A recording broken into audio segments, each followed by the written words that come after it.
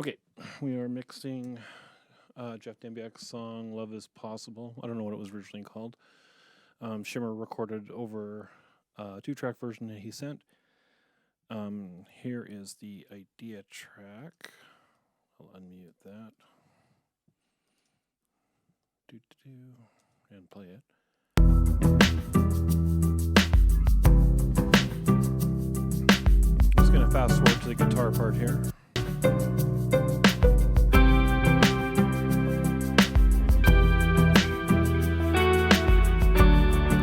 So there's two guitar parts in that spot there.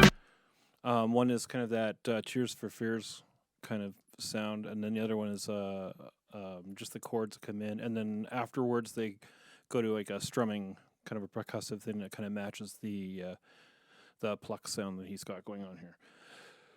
We have real bass guitar, real played drums, and in my kick pattern for Jeff's real played drums, there's a couple harder hits. He's using like a kind of like an old Ludwig, kind of a jazz kit going on.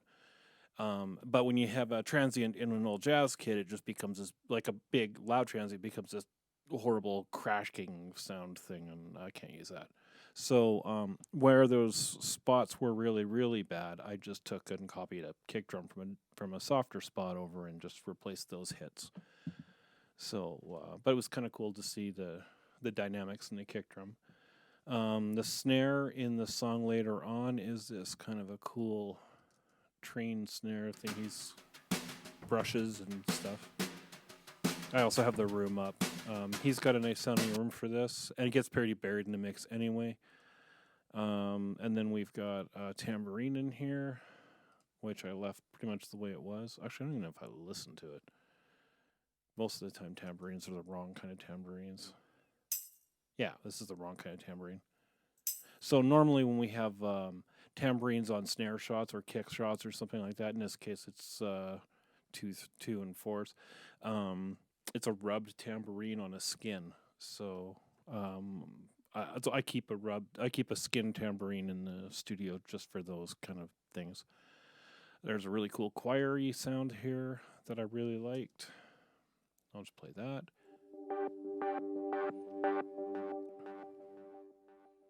I love how that's so Seal. I can't remember the name of the girl that did that in Crazy, but that is a beautiful LFO that he put on that. And here's an organ sound a little bit later on, near the end.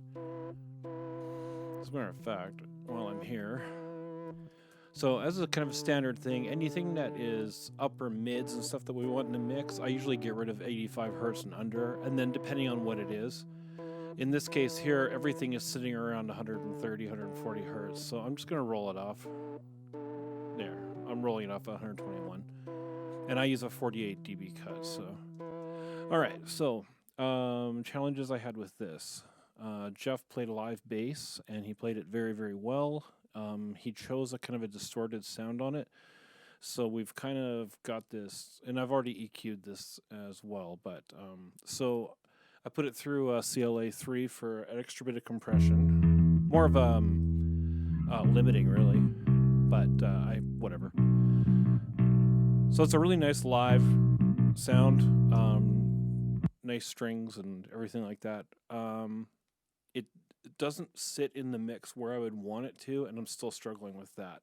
It's because there's a little bit of saturation on the bass, and I'm not a big fan of that in this particular song. I actually really like the sound he has because I could use that in rock stuff, but for this song, I don't know. I was thinking of throwing like a subharmonic on it or something, but the way the bass runs in, it runs all the way down. So I rolled it off at, I think, 40 hertz. Yeah, I started rolling it off at 40 hertz. Here's the main drum loop. Oh, sorry. Okay, so here's one of the things I had a challenge with. The main drum loop, you can hear it has the kind of a hi-hat thing on the offhand side there. I needed to take that out of the main loop. I could have used spectral layers to do this too, but who's got the time? So I just EQ'd it. So on the main loop, I have the treble turned down, and on the just the duplicate of that, I've got it phase inverted 180 degrees. So the stereo image is backwards. Then I've also panned it, left 30 a bit, and then all I'm doing is taking just the very, very top end of it. So there's a bunch of things I could have done to suck the hi-hats out of that loop, but I don't know, it's a very Thomas Dolby loop. I really like it, so I wanted to keep it in there and whatever. What else did I do? Okay, so here's a really cool thing I had to do with the so here's the guitars that here, I'll just play these. This one is so these are the hits that go over top of this other hit here. So, and you can hear them together like there, no problem. You can hear it's like a Strat in its second position kind of thing, out of phase. And then the Tears for Fears sound, I don't know how he made that. But in this instance, when I first got this Stratty sound here, I didn't have a very wide stereo image on that. So I threw it in the Ozone 9's Imager, which is a frequency spread kind of thing. So I picked, I don't know, 250 hertz in and around there, pretty wide Q, and then I just made that wider and stuff. And then the top end of it stays kind of mono-y, and, you know, I don't get any weird comb filter or anything. The sound is also, actually I should take the Imager off, this other part here. So this is the other part that came with that sound. And it's a distorted sound, and it was really, really crowding the vocals. And here, I'll turn off the Imager. See how it collapsed? And I think I'm going to leave that off, just because the vocals are already wide with the lexicon verb in there. And having it collapse down in the verse is kind of cool because it thins it out. So that's why I'm going to leave that one. So it's a good thing I'm doing this thing. All right, there's some strings in here. He didn't build the swells into the song per se. I mean, he just went with the way that so I added swells in there with the automation, which actually let me, I was able to play with Cubase's little smoothing curves and stuff like that. So it's like literally working in Adobe Illustrator now. Shimmer's vocals. So originally it was a 2-track mix that we were working over. Because the mix was a little darker sounding, I didn't add a little bit of sibilance and stuff to her voice, but I was able to turn that back on. All of the vocals go through an F6 that tames frequencies without changing really the sound of the vocals. So if a 4K hit is really, really edgy and something, it'll tame that out. That was Cubase added that same EQ into their thing. I was like really, really grateful that Cubase added all this stuff that I already paid a fortune for. Thanks, guys. You could be a little bit more proactive, like Spectral Layers, which they bought from Sony. But that is one hell of a piece of technology. I was using it yesterday.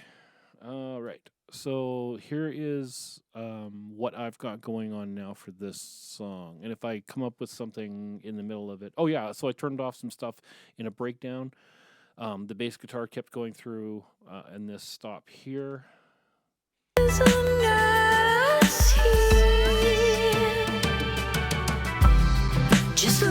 So that again, the drums are like a Ludwig kit. I use SSL channels for all my drums, and on that one I got to use so normally with a compressor you have it'll turn down stuff that's loud. Cubase has a squeeze compressor now that brings up stuff that's quiet, so instead of me pounding the hell out of a channel and then compressing it to death, it brings up the quieter stuff. So I was able to change a little bit of the dynamics in the brushes on the 12-inch tom, and then leave them in for the 16 on the floor tom brushes. And then of course it's going through an SSL strip, so it sounds amazing. Yeah, that's about it on this song here, other than the fact that the song's only like 2 minutes long or something. Oh, and of course, when Shimmer was originally tracking it, she just left the tempo at 120, so the whole thing is, you know, the beat's actually 88 beats per minute, so, you know, nothing's lining up for me. So I'm really going just by transients and stuff. All right, so here's what this song sounds like so far. Oh, no, I'll add my, there we go.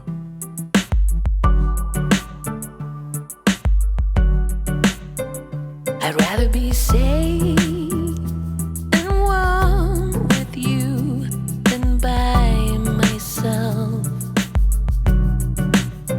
Two hearts as one, they beat. I'm not by myself. Just a leap of faith in the stormy days. Love is possible. I don't know why it's doing Always that. found a way to see the brighter shade. Roll it back and make sure it's a Love computer. is possible. Always found a way to see the brighter Oh, shade. I know why. Love is possible. I'd rather make mistakes than pretend that things are not a mess. I'd rather find a way to show that this was just a test. Just a leap of faith in the stormy days. Love is possible. Yeah, maybe a second type of bass guitar sound on Always the chorus would be found a cool. way to see the brighter shade. Love is possible.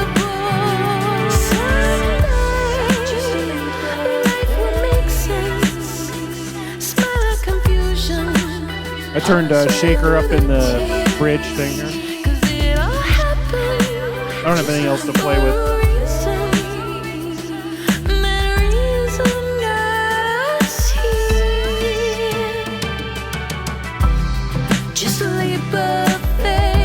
I'm gonna turn up the plucky sound.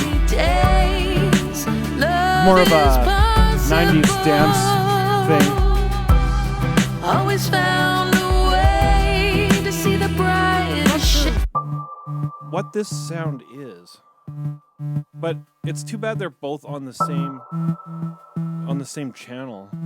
Again, spectral layers can separate those easily, but again, who's got the time? And then in the original, the ending, he hadn't built an ending because Shimmer hadn't built an ending yet, so I built an ending. Just a leap of faith in the stormy days. Love is possible. And you know what I'm going to do? I'm going to go back into my strings. Again, those are filtered. And at the end there, I'm just going to turn off my low pass filter. Low cut. Just a leap of faith in the stormy days. Love is possible. There we go. Turn off right. And yeah, that's what I did to that song.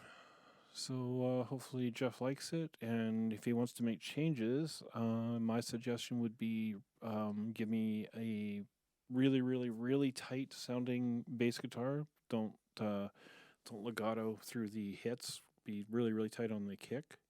Oh, another thing I did in this mix, I do this in all mixes. A lot of sound guys don't, especially for dance, and it's absolutely mandatory. Side chaining the bass.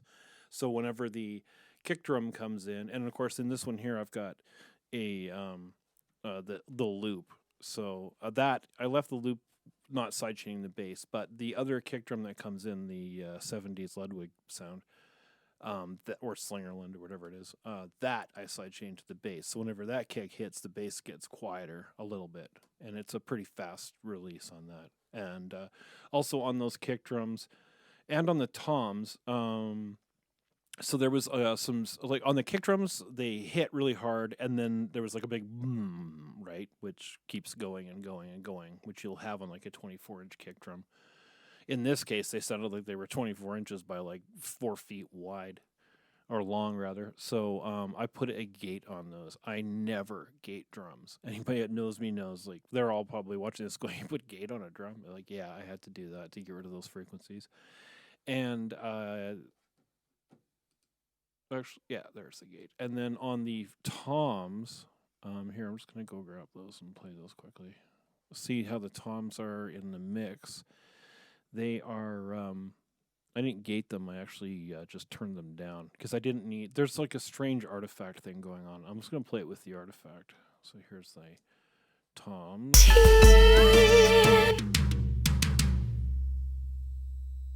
See, just. I don't know. I don't know what that is. It's pretty cool though.